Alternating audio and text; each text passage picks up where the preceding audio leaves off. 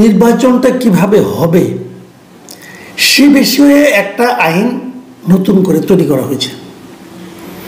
নির্বাচনটা যে আইনের অধীনে হয়, মানে নির্বাচন কমিশন যে আইনের অধীনে নির্বাচন করেন সেই আইনটাকে বলা হয় গণপ্রতিনিধিত্ব আদেশ বা ইংরেজিতে হলো সংক্ষেপে আরপিও।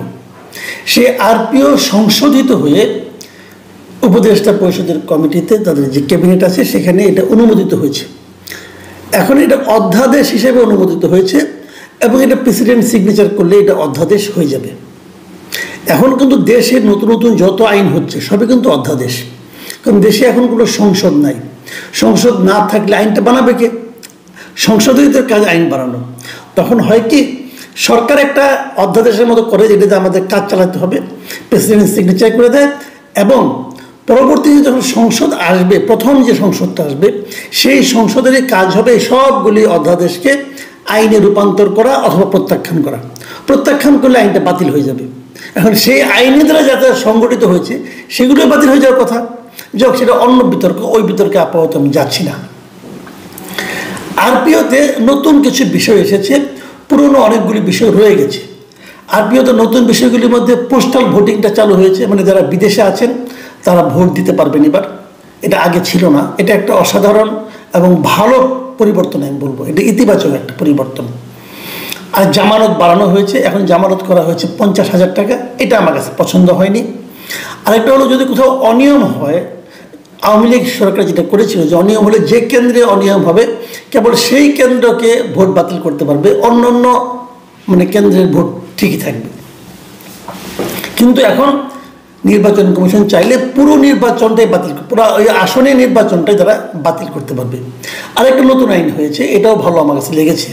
যদি আদালতে কেউ ফেরারি হয়, মানে যদি পালিয়ে থাকে, মানে মামলা হয়েছে সে আদালতে হাজিরা দিচ্ছে না, পালিয়ে আছে, তাহলে সে নির্বাচন করতে পারবে না।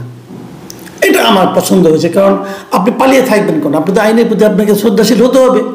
আপনি হাজিরা দেন, যদি জেলে থাকবেন আপনি জেলে থেকে নির্বাচন করতে পারবেন, কিন্তু আপনি পালিয়ে থাকবেন কেন?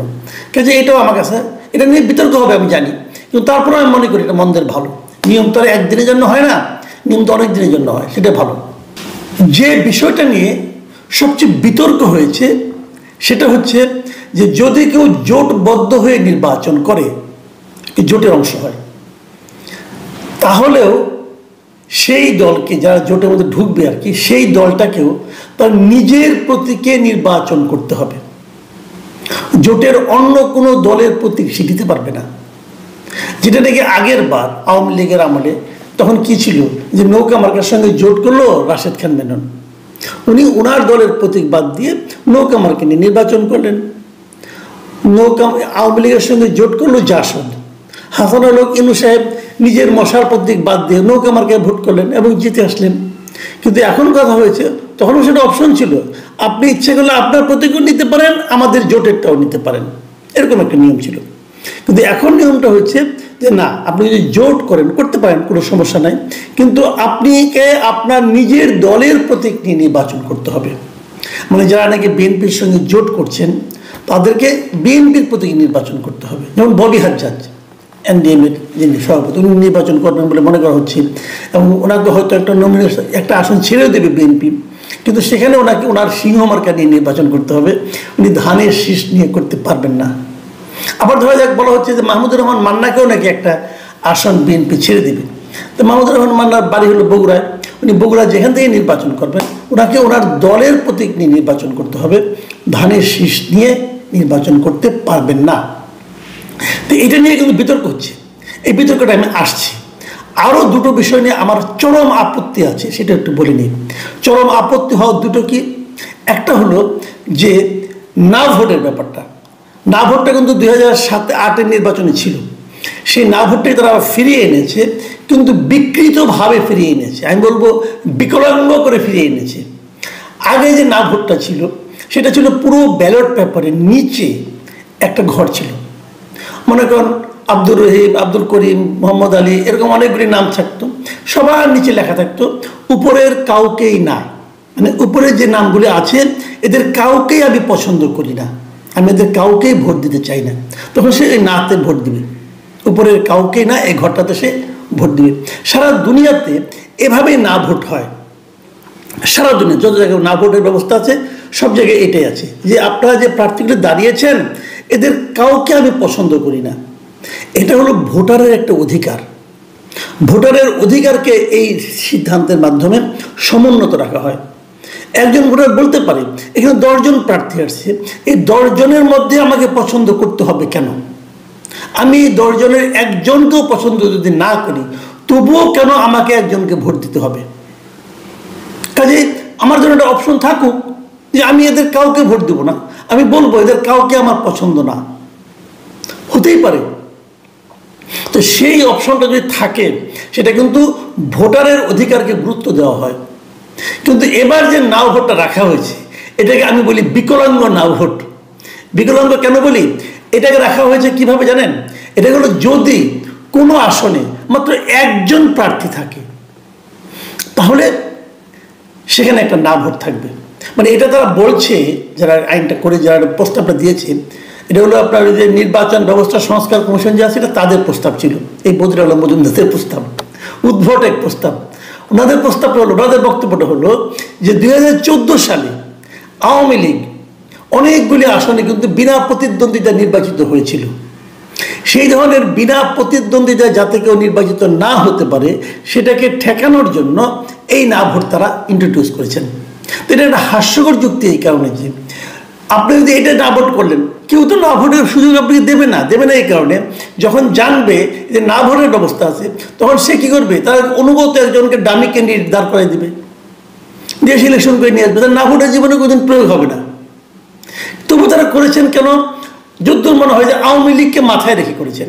সমস্যাটা হলো এটাই, যখন আপনি আইন করবেন, আইন করার সময় যদি আপনি একটা পার্টিকুলার দলকে অথবা একটা পার্টিকুলার পার্সনকে, একজন ব্যক্তিকে মাথায় রেখে আইন করেন তাহলে সেটা সার্বজনীন আইন হয় না।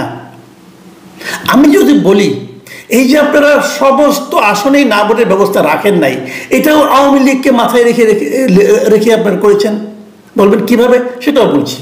তাদের মধ্যে একটা ভয় কাজ করে, সেই ভয়টা হলো যদি সবগুলি আসনেই না ভোটের অপশন থাকে, যদি আওয়ামী লীগের লোকেরা যে না ভোট মেরে দেয় তাহলে যদি না ভোট অনেক জায়গায় বিজয়ীও হয়ে যেতে পারে। তারা হয়তো এই ভয়টাই পেয়েছে যে এত ভোট দেখা যাবে যে যে জিতছে একজন জিতবে, সেকেন্ড হবে না ভোট, তাহলে তো বেজ্জতির চূড়ান্ত। বেজ্জতি তারা হবে কি হবে না সেটা তাদের ব্যাপার, কিন্তু একটা ফিগার তো আসবে, লোকজন তো দেখবে, লোকজন তো হাসাহাসি করবে যে কি এমন নির্বাচন আপনারা করতেছেন, যাদেরকে নির্বাচনের বাইরে রেখেছেন তারাই এখানে সংখ্যাগরিষ্ঠ হয়ে যাচ্ছে। এই লজ্জার হাত থেকে বাঁচার জন্য আমার ধারণা তারা সব আসনে না ভোট রাখেনি। তা না হলে এটা না রাখার পেছনে কি যুক্তি আমি জানি না। কারণ আপনারা একটা দেশ দেখান পৃথিবীতে যেখানে ওই সিস্টেম করছে, কোথাও পাবেন না। এটা ওনাদের উদ্ভাবন, এই বদিউল আলম মজুমদার, হাফ বাংলাদেশি হাফ বিদেশি, এদের উদ্ভাবন এগুলো। যাই হোক, আমাদের নিয়ে খেলাধুলা করে আর কি, সাধারণ মানুষকে নিয়ে, সাধারণ মানুষের অধিকার এখন এদের হাতে। খুব দুর্ভাগ্য, আমাদের জাতির জন্য খুব দুর্ভাগ্য এটা যে সাধারণ মানুষের ভাগ্য কয়েকজন এলিট শ্রেণীর কিছু প্রতিনিধির হাতে জিম্মি হয়ে আছে। তারা ঠিক করে দিচ্ছে যে আমরা কিভাবে ভোট দেব, তারা ঠিক করে দিচ্ছে যে আমরা কিভাবে জীবনযাপন করব, আমরা কীভাবে চিন্তা ভাবনা করব।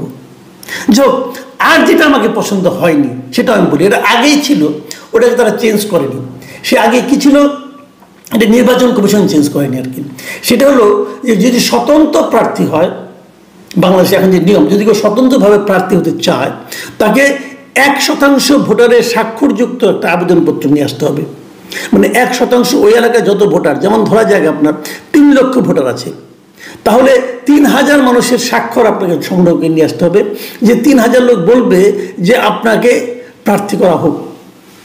এই যে নিয়মটা, এই নিয়মটা হলো আরেকটা উদ্ভট নিয়ম। আমি মনে করি এটা একটা বেআইনি নিয়ম।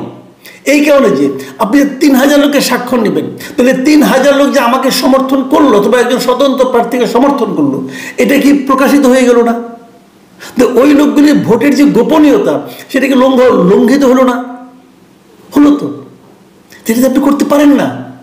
আর আরেকটা ব্যাপার হলো, আপনি ভাবেন একটা এলাকায় 10 লাখ লোক আছে অথবা 5 লাখ লোক আছে, 5000 মানুষের ভোটারের স্বাক্ষর আপনার পক্ষে আনাটা এত সহজ না। আর গ্রামের মানুষ স্বাক্ষর মিলবে না, ফোন করে পাবে না, এগুলো তো হতে থাকবে। এবং এই সময় হয় কি, ওই যে কিছু মানে আপনার এক ঘর বিশিষ্ট দল আছে না কতগুলি, যে তার কোনো পরিচয় নাই, কেউ তার চিনে না, একটা ঘর জামাইয়ের বাসার ড্রয়িং রুমের মধ্যে দল বানায় রাখছে, অফিস বানায় রাখছে। এই সমস্ত দলের থেকে তখন তারা নমিনেশন নেওয়ার চেষ্টা করবে, যারা স্বতন্ত্র হতে চায়। এটা খুব ভালো কাজ হয়নি, এটাকে গণতান্ত্রিক কাজ বলা চলে না। যেটা বলছিলাম বিতর্কটা নিয়ে, সেটা হলো দলীয় প্রতীকে ভোট মানে করতে হবে। এটা আমার কাছে খুব ইন্টারেস্টিং মনে হয়েছে। এটা ভালো মন্দ আমি কিছু বলবো না, এটা আমার কাছে খুব ইন্টারেস্টিং মনে হয়েছে। ইন্টারেস্টিং মনে হয়েছে এই কারণে যে আপনি বড় নেতা, দল ছোট, এই আলোচনা এখন থেকে আপনাকে বাদ দিতে হবে। আপনাকে দলকে বড় করতে হবে। রাশেদ খান মেনন ছিল, ওনার দল কতটুকু যায় না, উনি একাই নেতা এবং উনি চেয়েছিলেন এভাবেই থাকতে। আমার জ্ঞান হওয়ার পর থেকে আমি দেখে আসতেছি রাশেদ খান মেননই তার দলের নেতা, আর কোনো নেতা নাই সেখানে, উনি এক নম্বর নেতা। তো এই যে রাজতান্ত্রিক দল, মানে এক নায়কতান্ত্রিক দল অথচ সমাজতান্ত্রিক দল সেটা, তো এই ধরনের যে এক কেন্দ্রিক, এক ব্যক্তিকেন্দ্রিক দল যেটা, এগুলি থামবে কিছুটা। এটা আমি পছন্দ করছি খুব। আমি জানি এটা নিয়ে বিএনপি প্রতিবাদ করছে, বিএনপি বলছে যেটা ঠিক হচ্ছে না, কারণ বিএনপির ইচ্ছা হলো আরও কয়েকজন লোককে নিয়ে তার দলের সঙ্গে জোটবদ্ধ হয়ে তারা ইলেকশন করতে চায়। সেই জায়গায় তাদের আপত্তি, এবং তারা বলছে ওইটা যে আমাদের এই জোটটাকে দুর্বল করার জন্য এই নির্বাচন কমিশন এটা করেছে, এটা নিয়ে আমরা আলোচনা করবো। তো আমরা তারা আলোচনা করতে চায়, মানে এটাকে চেঞ্জ করো। যদি এটা চেঞ্জ করে, আমি মনে করি এটা চেঞ্জ করা ঠিক হবে না। তারপরে যদি চেঞ্জ করতে পারে সেটা, এটা নিয়ে আমার অত কোনো আপত্তি নেই। কিন্তু ওই যে আপনার না ভোট এবং স্বতন্ত্র প্রার্থীর জন্য যে নিয়মটা, এই দুটো নিয়ম আমি মনে করি চেঞ্জ করা খুব জরুরি। কারণ আপনি যখন একটা আইন করবেন, আইন যদি একদম ব্যক্তিকে অথবা একটা দলকে মাথায় রেখে করেন, সেই জিনিসটা ভালো হবে না। আপনি যদি একটা আইন করেন যে আইনে সাধারণ মানুষকে, গরিব মানুষকে নির্বাচনের বাইরে রাখার জন্য চিন্তা করে করেন, সেই আইনটাও ভালো হবে না। কিন্তু হচ্ছে আইন,